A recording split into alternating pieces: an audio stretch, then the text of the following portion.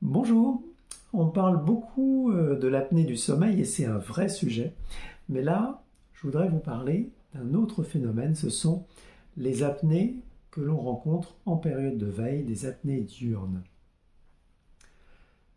Alors ça arrive souvent quand on est en état de grande concentration, on a un problème à résoudre, on est mobilisé.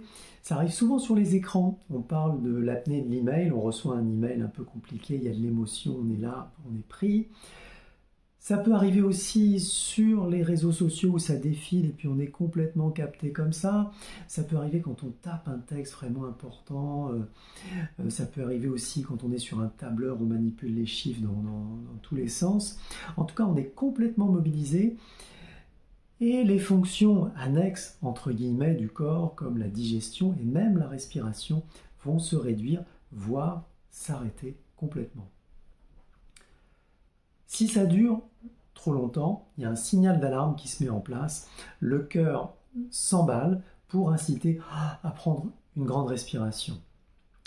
Ça, c'est un moment qui est très très inconfortable à vivre, à tel point qu'on peut même parfois le confondre avec une pathologie cardiaque.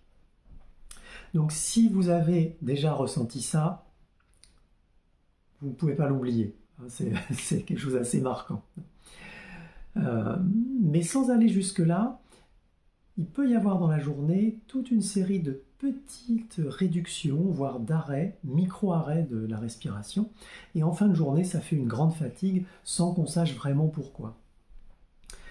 Donc c'est important de ramener de la respiration à chaque fois qu'on sent, là on vient de traiter un problème, peut-être au moins s'accorder une petite pause respiratoire.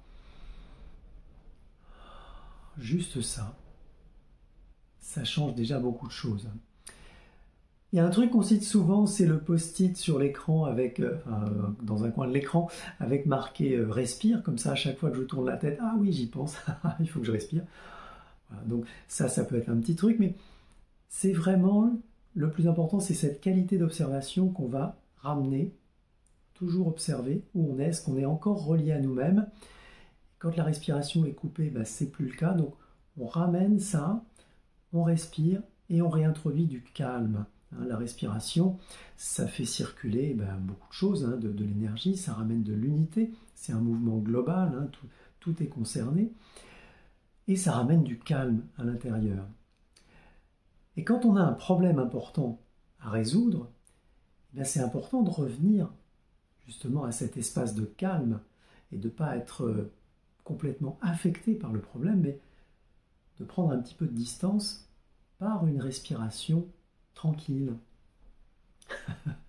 Et ça, c'est tout le paradoxe de la respiration, parce que bien sûr, ça se fait tout seul, la respiration, on n'a pas besoin d'y penser, heureusement.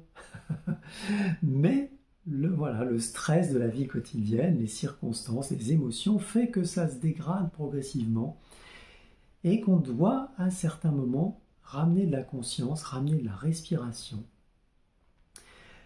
Ramener la respiration au cœur de la présence. Et que même à certains moments de notre vie, c'est intéressant de réapprendre à respirer pour restaurer des réflexes respiratoires, une sorte d'hygiène respiratoire. Donc, respirer, oui, c'est important, la vie, c'est simple, comme une respiration, mais parfois, on l'oublie. Donc, prenez soin de vous et respirez bien. Merci, à bientôt.